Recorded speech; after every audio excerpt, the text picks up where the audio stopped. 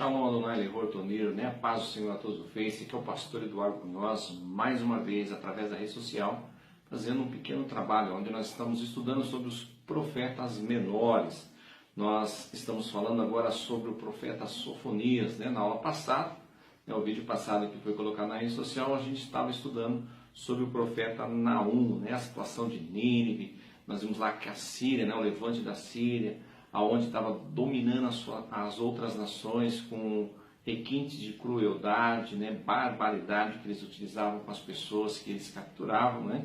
E a gente viu a sentença que o Senhor tinha dado a Nínive através do profeta Naum.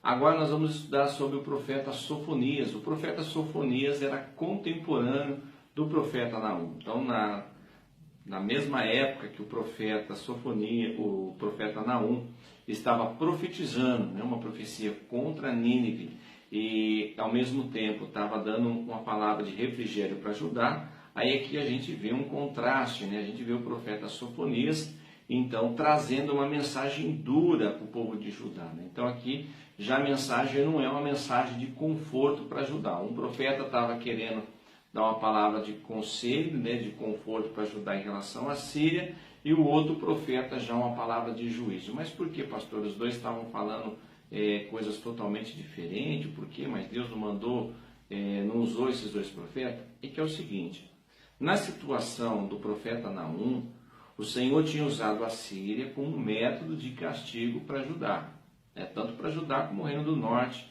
o reino de Israel. O problema é que aí o rei da Síria começou a se achar demais. Então o rei da Síria começou a blasfemar contra Deus. Lembra que no vídeo passado, então, até comentei com vocês, dizendo que eles estavam erguendo os seus olhos para o alto, para o céu, e desafiando a Deus. Então, como eles desafiaram a Deus, então Deus entrou em ação, porque Deus ninguém desafia. Então eles compraram briga naquele momento contra o próprio Deus. Então, como eles compraram briga contra o próprio Deus, então naquele momento o Senhor estava falando que ia agir, né, a favor de Judá e contra a Síria. Então Deus ia levantar uma outra nação, que é onde se ajuntaram os medos e os babilônicos. Lembra que eu falei no vídeo passado? Os medos e os babilônicos. Os mesmos medos que mais tarde fizeram uma aliança com o reino, então, da Pérsia, que ficou os medo-persa, né? Então é os mesmos medos, né? Mas aqui eles estavam fazendo uma aliança com Babilônia para colocar um fim na tirania da Síria que estava vindo, né? Conquistando as nações e usando requinte de crueldade nas suas conquistas e roubando, né? Roubando demais. Então a gente falando na aula passada sobre Nínive. Então aqui já o Senhor estava usando o profeta Sofonias, então, para entregar um recado para Judá. É claro que vai vir o juízo também sobre os amonitas, sobre os filisteus e também para a própria Síria. O Senhor vai usar ele também falando da queda da Síria. Mas aqui o que aconteceu? Aqui nós vamos ver um cenário, tanto um cenário político como um cenário religioso, que não muda nada, praticamente é as mesmas coisas, é os mesmos erros que eles insistem em errar. Parece que eles têm prazer de errar, fazer as mesmas coisas. Deus tem cobrado, Deus tem mostrado através da história que é contra a idolatria, que Deus ele é contra a exploração dos mais pobres, da injustiça. Deus não suporta a injustiça, mas parece que eles insistiam nesses erros porque eles temiam mais o homem do que a Deus. Então acontecia a cobrança de Deus que vinha, e quem, né, acabava pagando, né, eram as mulheres, crianças e todo o povo. Então aqui a gente vai ver Sofonias. Sofonias era filho de Cuzir, né? Cuzir, então ele era descendente, ele era tataraneto do rei Ezequias, né? O mesmo rei Ezequias que Deus tinha enviado o profeta Isaías, que o profeta Isaías foi até ele, falando que era para arrumar a sua casa, pôr a casa em ordem, que ele ia morrer.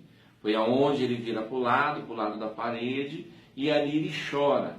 E conforme ele chora, Deus então fala com Isaías ainda no pátio do palácio. Isaías retorna e entrega a mensagem de Deus, que Deus tinha acrescentado mais 15 anos na vida dele. Então, a gente vai ver que Sofonias ele era tataraneto do rei Ezequias, ou seja, ele era parente do rei Josias, né? O rei Josias é onde vai entrar em cena aqui nesse cenário político e esse cenário religioso, né? Nós vimos na história o vô do rei Josias, que era Manassés, filho do rei Ezequias, o rei Ezequias que fez tudo que era bom aos olhos do Senhor, por isso que o Senhor ouviu o seu clamor, a sua oração e acrescentou mais 15 anos. Agora nós vemos o seu filho fazendo totalmente o contrário, que é Manassés. Manassés foi um homem que ele mandou edificar os altares dos ídolos novamente na cidade, principalmente Milcom. Milcom era o ídolo, né? Era o deus dos babilônicos, o deus também dos cananeus e principalmente dos assírios. Quem que é Milcom?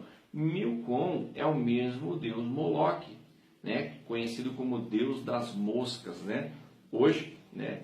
Por aí diz espírito de Maria Mulâmbula. Então é o mesmo deus Moloque, é o Milcom. Então o que eles faziam para sacrifício a esse deus com letra minúscula? Eles pegavam as crianças, os seus primogênitos, e eles então ofereciam em holocausto, queimavam, né, a estátua, eles aqueciam então a estátua, às vezes era uma chapa que tinha entre a estátua, e ali colocava a criança, batia, né, os tamborins ali para abafar o choro da criança, até que a criança morresse, então ela era servida de holocausto ali para o deus Milcom. Então a gente vê Manassés, filho do rei Ezequias, um homem conhecedor da palavra do Senhor, né, sabe o que Deus cobraria dele, mas mesmo assim ele oferece os seus filhos como holocausto. Coloca então as imagens de escultura novamente nos bosques, na cidade e também dentro do templo, né? Então ali foi uma aberração para Deus. E foi o próprio Manassés que mandou prender o profeta Isaías. O profeta Isaías foi cerrado ao meio. E quem mandou cerrar o profeta Isaías ao meio foi o próprio rei Manassés. Então, quando ele fez essas abominações perante os olhos do Senhor, então o Senhor decretou um juízo sobre Judá, né? O Senhor já tinha falado que viria um juízo sobre Israel, no Reino do Norte, e realmente veio o juízo, porque a Síria conquistou o Reino do Norte, destruiu, só deixou Samaria. Samaria ficou então a sua capital, né? Um lugar de negócios ali, de comércio, que era um ponto ali da Síria, né? Então misturou a raça ali, porque pela Torá, pela lei, os judeus não podiam se misturar, e eles acabaram se misturando por ordem do rei da Síria. Por isso que mais tarde a gente vê lá que os judeus falavam para Jesus, né, que eles não gostavam de passar por Samaria. Nós conhecemos a passagem que Jesus falou com a mulher samaritana, e a mulher samaritana falou assim: como pode, sendo tu judeu, falar comigo, que sou mulher samaritana? Por acaso o Senhor não sabe que os judeus não se dão com os samaritanos? Isso se encontra no livro de João, capítulo 4. Então a gente vê, mas por causa disso, dessa miscigenação de raça que era proibida pela Torá. Então, a partir dali ficou só Samaria. Então o Reino do Norte tinha sofrido a fúria da Síria. O próximo alvo agora seria Judá também. E eles estavam temendo, né, da Síria, como eu falei no vídeo passado, por causa dos seus requintes de crueldade que eles utilizavam cada vez que eles conquistavam uma cidade ou uma nação. Então, através de Manassés, o Senhor então decretou um juízo sobre Judá.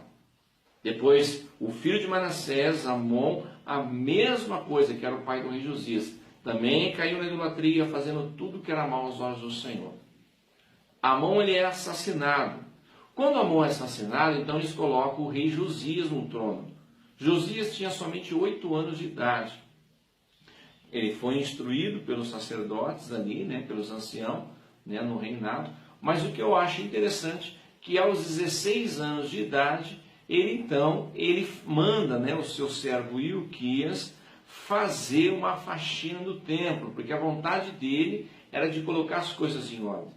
E quando vai fazer uma faxina no templo, o seu servo Ilquias, ele acha a Torá, né, ou o livro da lei.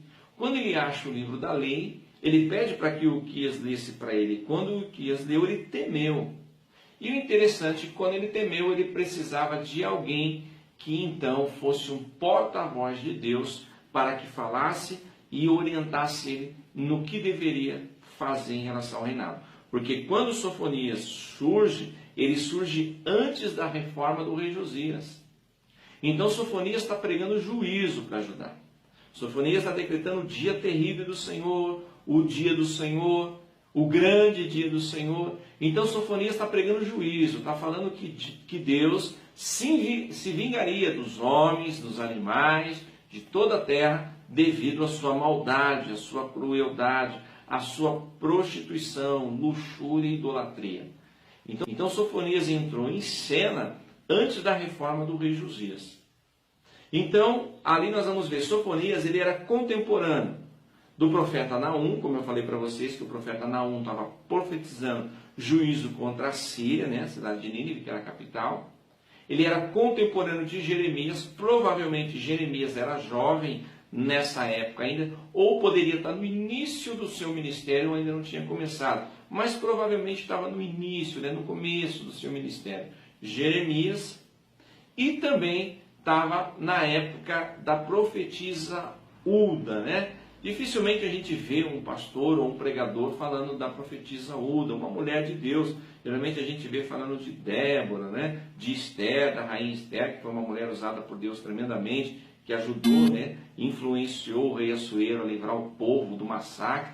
Mas aqui também entra em cena uma mulher, porque é essa mulher que vai também fazer com que a história mude, né? Porque é uma mulher usada por Deus. Então ele era contemporâneo então do profeta Naum, profeta Jeremias e a profetisa Hulda.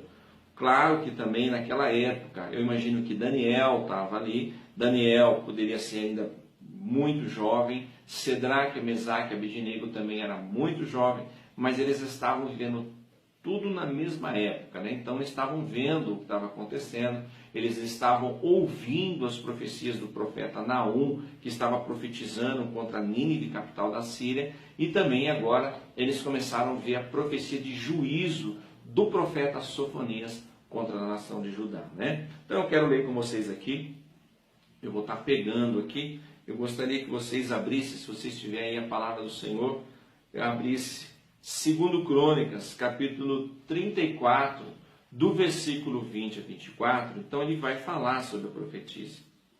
Então eu vou ler aqui desde o começo para vocês, que diz assim: quando Josias chegou à idade adulta, reagiu às condições pecaminosas que havia em seus dias. Com a idade de 16 anos, ele já buscava fervorosamente a Deus. Ao invés de amoldar-se às práticas idólatras, que nem os seus pais, né, o Amon e o seu avô fez, não, ele fez o contrário, né, foi buscar Deus. Em 4 anos, sua devoção a Deus cristalizara a um ponto em que ele deu início a uma reforma religiosa. Isso foi no ano 628 a.C. No 18º ano de seu reinado, quando o templo estava sendo reparado, foi encontrado, então, aqui a importância, foi encontrado novamente o livro da lei. Por que novamente o livro da lei? Porque na época de Ezequias era a mesma situação.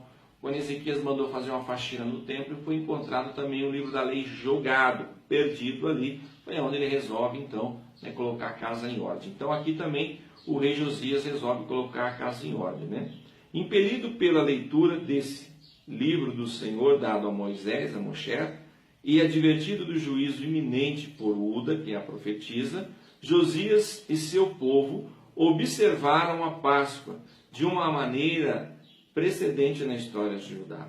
Embora a narrativa escriturística faça silêncio sobre atividades religiosas específicas durante os 13 anos restantes do seu reinado, Josias deu continuação à liderança piedosa, na certeza de que prevalecia a paz durante os anos que lhes restavam à sua vida, né? Então, assim, da onde que surgiu a profetisa Hulda? Quem era essa profetisa, né? Como que ela entrou no cenário, como que ela entrou na história? Então, assim, a profetisa Hulda, ela era esposa de Salom. Os dois, eles trabalhavam dentro do palácio, consertando, né, e também fazendo, né, as roupas dos sacerdotes e também as roupas reais. Toda a nobreza ali, quando queria consertar, arrumar suas vestes, né, as vestes reais, então procuravam eles, né, como se fossem ali os costureiros chique, né, da nobreza que tinha ali, né? Então, era eles que trabalhavam com isso daí. E é claro que Deus usava muitas vezes a profetisa Uda, profetizando para a classe de mulheres que pertencia ao palácio. Então, com certeza, Josias, desde pequeno, deve ter visto e ouvido ela falando com as mulheres ali do palácio. Então, naquele momento que o seu servo Ilquias encontrou o livro da Torá, o livro da lei, ele temeu, se preocupou. Quando Ilquias, então, leu para ele, então ele ficou temoroso, ele ficou preocupado. Então, ele precisava ouvir a voz de Deus. E naquela época, para ouvir a voz de Deus, precisava da intercessão de um profeta, de um homem de Deus. Então, naquela época, ele podia ter mandado chamar Jeremias, ele podia ter mandado chamar Naum, podia ter mandado chamar o próprio Sofonias, que estava profetizando na época, mas então ele resolve mandar chamar Uda. E quando Uda vem até ele, então Uda fala o que estava acontecendo, qual era o juízo de Deus e o que ele deveria fazer para que os seus dias se prolongassem e o seu reinado fosse abençoado. Então ele começa a entrar em providência naquilo que Deus tinha falado com ele. Então é claro que quando Sofonias começou a profetizar, foi antes da reforma, era um juízo decretado. Só que agora entra o rei Josias em cena, então Deus retardou o seu dia da vingança, o seu dia da ira, que seria sobre Judá. Ele retardou um pouquinho, esperou um pouquinho, para que o reinado de Josias fosse abençoado por um certo tempo, porque ele obedeceu à voz do Senhor. Ele resolveu colocar tudo em ordem novamente. Então, nisso daí, Sofonias encontra, entre aspas, um momento de paz, um momento ali de glória, porque ele vê um rei que resolve buscar Deus. As profecias de Sofonias foram profecias duras, como eu disse, pregoando um juízo sobre a Síria. Nós vimos no vídeo passado que os Medo-Babilônicos invadiram, o meio que eles utilizaram para invadir a Síria, que foi a própria mão de Deus. O próprio profeta Naum profetizou a derrota da Síria. E nós vemos também, quando Sofonias começou a profetizar, praticamente a mesma profecia que os outros profetas anterior a ele profetizaram, que é o reino milenar, onde o Senhor vai ser o cabeça, aonde o Senhor vai estar mandando ali.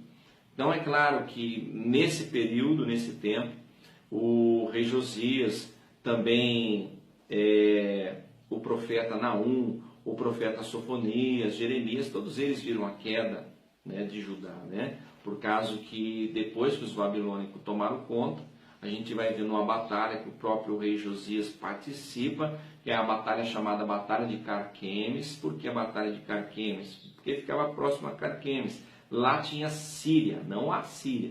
Tinha Síria ali, que ainda não tinha sido conquistado. Então tinha o Egito querendo ascender novamente com o faraó Neco, e do outro lado os medos babilônicos.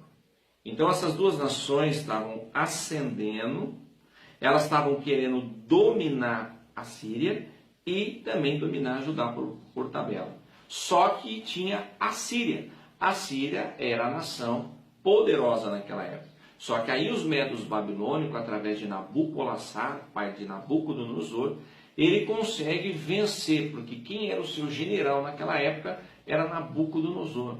Então eles venceram na batalha de Carquemes a Síria, conquistaram a Síria e expulsaram o faraó Neco de volta. O rei Josias, nessa batalha de Carquemes, onde elas estavam se encontrando ali na batalha, o rei Josias resolve lutar contra o Egito.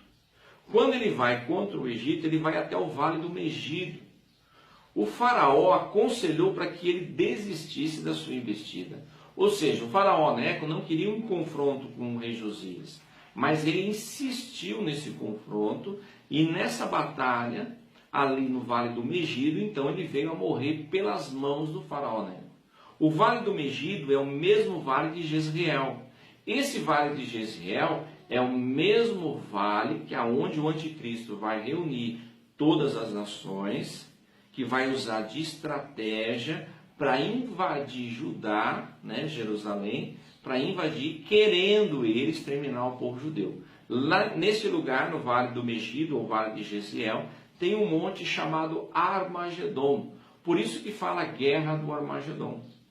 Então é nesse mesmo vale que Josias então foi morto, uma batalha sangrenta ali que ele foi morto. Também gostaria de ler aqui para vocês, né, as profecias do profeta Sofonias em relação ao governo milenar, como a gente tem falado em relação nos estudos anteriores, que praticamente são as mesmas profecias, e nós vamos estar falando como tem se cumprido, né? Cada uma delas. Eu vou ler aqui, uma se encontra no livro de Sofonias, capítulo 3, versículo 9, né, que diz assim: Por que então darei lábios puros aos povos, para que todos invoquem o nome do Senhor, para que os sirvam com o mesmo espírito? Sofonias 3:9. E Sofonias 3:11 a 13. Naquele dia não te envergonharás de nenhuma das tuas obras, com que te rebelaste contra mim, porque então tirarei do meio de ti os que exultam na tua soberba, e tu nunca mais te ensoberbecerás no meu monte santo. Mas deixarei no meio de ti um povo humilde e pobre, e eles confiarão no nome do Senhor. O remanescente de Israel não cometerá iniquidade, nem proferirá mentira, e na sua boca não se achará língua enganosa, porque serão apacentados e deitar-se-ão, e não haverá quem os espante.